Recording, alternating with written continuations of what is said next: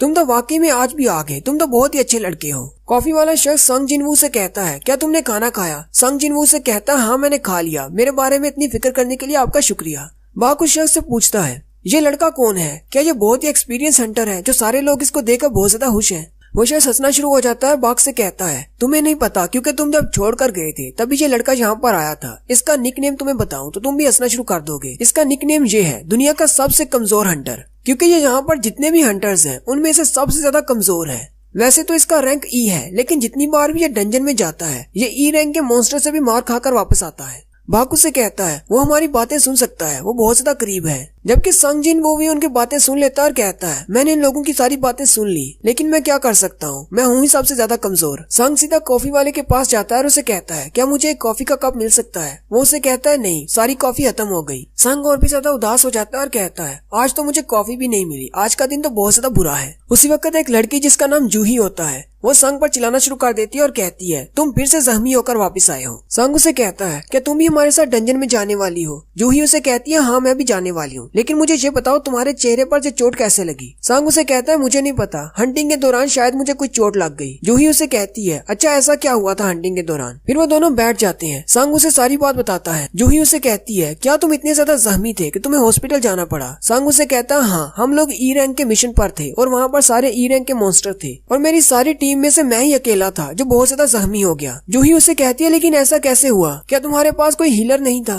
संग उसे कहता है, नहीं, असल में मेरी टीम में सारे ही मुझसे ज्यादा रैंक वाले थे, इसलिए उन्होंने अपने साथ कोई हीलर रखा ही नहीं। जूही उसे कहती है, लेकिन फिर भी उन्हें अपने पास एक हीलर तो रखना ही चाहिए। संग उसे कहता है, कोई बात नहीं, असल में वो लोग ज्यादा स्ट्रॉन्ग नहीं है, मैं ही बहुत ज्यादा कमजोर हूँ। फिर संग खड़ा हो जाता है और जूही से कहता है, मुझे लगता है कि सारी टीम डंजन के अंदर जाने वाली है, चलो हम लोग भी चलते हैं। वो सारे लोग उस पोर्टल के सामने इकट्ठे हो जाते हैं। उनकी टीम को जो शख्स लीड कर रहा होता है उसका नाम मिस्टर सॉन्ग होता है। मिस्टर सॉन्ग उनसे कहते हैं, मुझे नहीं पता कि मुझे ये सब कुछ कहना चाहिए या नहीं, मैं पता नहीं क्वालिफाइड भी हूँ या नहीं, लेकिन इस रेड के लिए मैं तुम्हारा कैप्टन हूँ। एक लीडर की तरह मैं तुम्हारी टीम को लीड करूंगा, तुम सब लोगों को मेरी बात मानना होगी। कॉफी वाला शख्स उसे कहता है, मिस्टर सॉन्ग, आपका रैंक हम सब में से ज्यादा हाई है, इसलिए आप हमारे लीडर बन सकते हैं, हमें इससे कोई मसला नहीं। बाकी के सारे लोग भी बात मान जाते हैं और कहते हैं, ठीक है, आप ही हमारे लीडर हैं। संग जिनवू भी हंसते हुए मिस्टर सॉन्ग से कहता है, डंजन में हमारा भी ख्याल रखिएगा। मिस्टर सॉन्ग इन सब से कहते हैं, चलो फिर सब लोग अंदर चलते हैं। और साथ ही वो संग जिनवू से कहते हैं, प्लीज इस बार जख्मी मत होना, बस हमारे पीछे पीछे रहना। संग जिनवू पोर्टल से अंदर दाखिल होते हुए कहता है, इस बार मुझे अपना बेस्ट देना होगा क्योंकि मुझे काफी सारे पैसों की जरूरत है। पूरी टीम के अंदर चले जाने के बाद काफी वाले दोनों शख्स बाहर खड़े होते हैं। दूसरा उसे कहता है, तुम किस बारे में सोच रहे हो? पहले वाला उसे कहता है, मैं तो बस संग जिनवू को लेकर थोड़ा सा परेशान हूँ, आज तो मैं उसे काफी भी नहीं दे पाया। दूसरा लड़का उससे पूछता है, वो तो इस ग्रुप का सबसे वीक हंटर है, वैसे इस डंजन का डेंजर लेवल क्या है? दूसरा शख्स उसे कहता है, इस डंजन का रैंक डी है। और साथ ही वो उसे कहता है, मैंने कभी भी संग जिनवू को बिना जख्मी हुए डंजन से बाहर आते हुए नहीं देखा। नेक्स्ट सीन डंजन के अंदर का होता है। जूही जिनवू के जख्मों को हील कर रही होती है क्योंकि जिनवू फिर से जख्मी हो जाता है। जूही उसे कहती है, हर बार तुम्हें ऐसे जख्मी होने की क्या जरूरत है? अगर इतना ही मुश्किल है तो तुम ये काम करते क्यों हो? जबकि वहीं पर बाकी के टीम मेंबर बाकी के मॉन्स्टर्स को मार रहे होते हैं। जूही उन सब की तरफ देखती है और कहती है, यहाँ पर सारे मॉन्स्टर्स मर चुके हैं, मुझे लगता है ये रेड खत्म होने वाली है। वो सारे लोग अपने अपने मॉन्स्टर्स को मारने के बाद इकट्ठे हो जाते हैं और अपनी अपनी तारीफ कर रहे होते हैं। जूही जिनवू से पूछती है, तुम्हारे पास कोई रीजन है? आखिर तुम ये हंटर का काम छोड़ क्यों नहीं देते? जिनवू हंसते हुए उससे कहता है, मैं सिर्फ मजे के लिए ये काम करता हूँ, अगर मैं ऐसा ना करूँ तो मैं तो बोर होकर मर जाऊंगा। हालांकि अंदर से वो ये सोच रहा होता है, अब मैं जूही को अपनी पर्सनल रीजंस तो नहीं बता सकता, वरना मैं और भी ज्यादा शर्मिंदा हो जाऊंगा।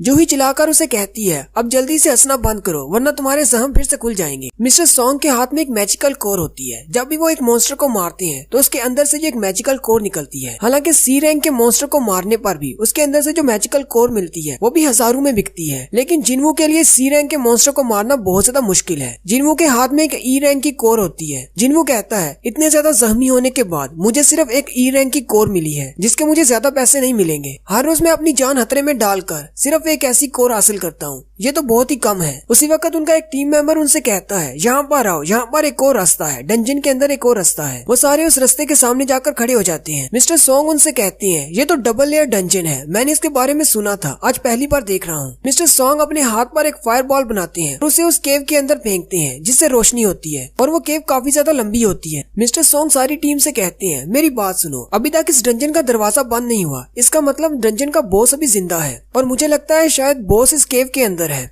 वैसे तो हमें अपने गिल्ड वालों से राब्ता करना चाहिए और उनके ऑर्डर्स का वेट करना चाहिए, लेकिन अगर दूसरे हाई रैंक के हंटर्स यहाँ पर आ गए तो हमें तो बहुत ज्यादा नुकसान हो जाएगा। क्यों ना हम लोग खुद ही जाकर उस बॉस को मार दें। मुझे पता है कि ये मिशन बहुत ज्यादा डेंजरस होने वाला है, तो क्यों ना हम लोग वोट करें। वोट्स में जो भी रिजल्ट निकलेगा उसके बाद कोई भी कंप्लेन नहीं करेगा। अगर वापस जाना हुआ तो वापस जाएंगे, अगर अंदर जाना हुआ तो अंदर जाएंगे। काफी सारे लोग अंदर जाने का कहते हैं, जबकि कुछ लोग वापस जाने का कहते हैं। उनकी टीम में टोटल 17 लोग होते हैं, 16 में से 8 कहते हैं हमें अंदर जाना है, जबकि 8 कहते हैं हमें बाहर जाना है। बाहर जाने वालों में जूही भी शामिल होती है, वो भी कहती है कि मुझे अंदर नहीं जाना। सबसे लास्ट पर जिन्वू बच जाता है। मिस्टर सोंग जिन्वू से कहते हैं अब तुम बताओ हमें किस तरफ जाना है, तुम्हारे वोट पर डिपेंड करेगा हमें बाहर जाना है या अंदर जाना है। सोंग के हाथ में उसका एक ही मैजिकल कोर होता है। सोंग कहता है मेरे पास ज्यादा पैसे नहीं है और बहुत ही जल्दी मुझे अपनी बहन को कॉलेज में दाखिल करवाना है और मेरी बीमार माँ के हॉस्पिटल के बिल्स भी बढ़ते जा रहे हैं। जिन्वू उनसे कहता है मैंने फैसला कर लिया, हम लोग अंदर जाएंगे और बॉस को मारेंगे। फिर वो सारे लोग उस केव के अंदर चले जाते हैं। काफी देर चलने के बाद वो कहती हैं यहाँ पर तो रास्ता खत्म ही नहीं हो रहा, काफी देर से हम लोग चल रहे हैं। वो आपस में बातें कर रहे होते हैं और कहती हैं एक बॉस को मारने के बाद 1 ही घंटे के बाद पोर्टल बंद हो जाता है और हमें यहाँ पर चलते हुए 40 मिनट हो गए हैं। अगर हम बॉस को मार भी देते हैं तो हमारे पास बाहर निकलने के लिए ज्यादा वक्त नहीं बचेगा। जिन्वू जूही से कहता है मुझे माफ कर देना, मेरी वजह से तुम्हें यहाँ पर आना पड़ा। अगर मैं यहाँ पर आने के लिए वोट नहीं करता तो हम सब लोग बाहर चले जाते। जूही उसे कहती है तुम्हें परेशान होने की जरूरत नहीं, मैं बिल्कुल ठीक हूँ। जिन्वू से कहता है क्या तुम वाकई में ठीक हो? जूही बहुत ज्यादा गुस्सा हो जाती है और उसे कहती है अगर मैं सच कहूँ तो मैं बिल्कुल भी ठीक नहीं हूँ, तुम्हारी वजह से मुझे यहाँ पर आना पड़ा। ये मिशन बहुत ज्यादा डेंजरस है, तुम्हें जरा सा भी अंदाजा है मैंने अपनी कितनी ज्यादा हीलिंग पावर को इस्तेमाल कर दिया तुम्हें हील करने के लिए, और तुम फिर से बॉस से फाइट करने के लिए यहाँ पर आ गए हो। अगर तुम जख्मी हो जाते हो तो मैं तुम्हें कैसे हील करूंगी? जिन्वू कहता है मैं तो सिर्फ इसी की वजह से अभी तक जिंदा हूँ क्योंकि ये एक बी रैंक की हीलर है और ये हमेशा फ्री में मुझे हील करती है। जिन्वू जूही से सॉरी कहता है। जूही उसे कहती है मुझे तुम्हारी सॉरी नहीं चाहिए। फिर जूही शांत हो जाती है और जिन्वू से कहती है अगर तुम्हें मुझसे माफी ही मांगनी है तो क्यों ना तुम मुझे खाना खाने के लिए अपने साथ ले जाओ। जिन्वू उसकी बात सुनकर शर्माना शुरू कर देता है। जूही उसकी तरफ देखती है और उसे कहती है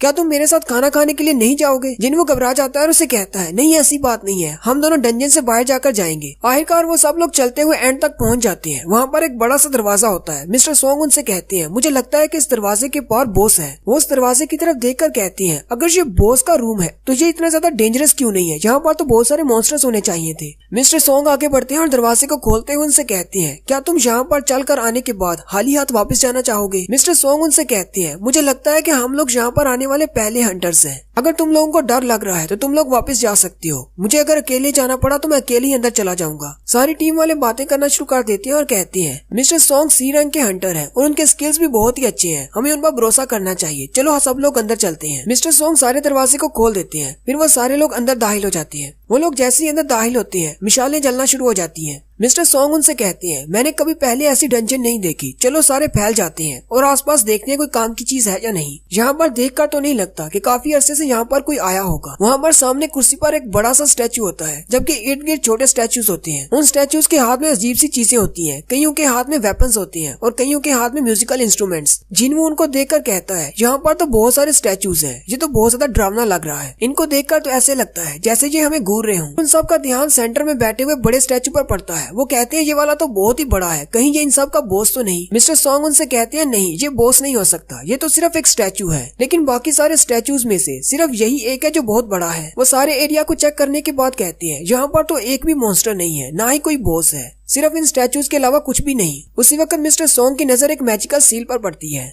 मिस्टर सोंग उस मैजिकल सील को भी देख रहे होते हैं कि उनकी टीम का एक बंदा उनसे कहता है मिस्टर सोंग जहाँ पर आए, इस स्टैचू पर कुछ लिखा हुआ है। वो सारे लोग उस स्टैचू के सामने जाकर खड़े हो जाते हैं। उस स्टैचू के ऊपर कुछ लिखा होता है। मिस्टर सोंग उसको पढ़ना शुरू करते हैं। उसके ऊपर हेडिंग में लिखा होता है कार्थीनोन टेम्पल्स कमेंडमेंट्स। वहाँ पर टोटल 3 कमेंडमेंट्स होती है। सबसे पहली होती है लॉर्ड की पूजा करो, दूसरी होती है लॉर्ड की तारीफ करो और तीसरी कमांडमेंट होती है कि अपनी वफादारी को साबित करो। उसी वक्त जूही जिन्वू से कहती है उस तरफ देखो, वो बड़े वाले बॉस की आंखें हिल रही हैं। मुझे लगता है शायद वो हमारी तरफ ही देख रहा है। जिन्वू से कहता है तुम्हें बस कोई वहम हो गया है, वो सिर्फ एक स्टैचू है। उसी वक्त जिन्वू को कुछ महसूस होता है। जिन्वू कहता है अचानक मुझे डर क्यों महसूस हो रहा है? मिस्टर सोंग जो कि अभी भी वो पढ़ रहे होते हैं वो कहते हैं इन कमेंडमेंट्स के नीचे लिखा हुआ है अगर कोई इन तीनों कमेंडमेंट्स को फॉलो नहीं करेगा तो वो इस कमरे से जिंदा बाहर नहीं निकल पाएगा और साथ ही दरवाजा बंद हो जाता है। दरवाजे के बंद होते ही सारी टीम घबरा जाती है और कहती है अब हम लोग क्या करेंगे, दरवाजा तो बंद हो गया, हम लोग बाहर नहीं जा सकते। उनमें से एक बंदा कहता है तुम सब लोग तो बस ऐसी बकवास कर रहे हो, ये तो कुछ भी नहीं, मैं अभी जाकर दरवाजा खोलता हूँ और बाहर जाता हूँ। बॉस का खजाना या जो कुछ भी है वो तुम लोग रख सकते हो, मैं वापस जा रहा हूँ। वो जैसे ही जाकर दरवाजे को हाथ लगाता है मिस्टर सॉन्ग चिल्लाकर उसे कहते हैं दरवाजे के हैंडल से दूर रहो। उसी वक्त एक स्टैचू हिलता है और उसके हाथ में एक बड़ा सा कुल्हाड़ा होता है। वो उस शख्स को मार देता है और उसे मारने के बाद वो स्टैचू फिर से अपनी जगह पर खड़ा हो जाता है। अपनी टीम के एक बंदे के मरने के बाद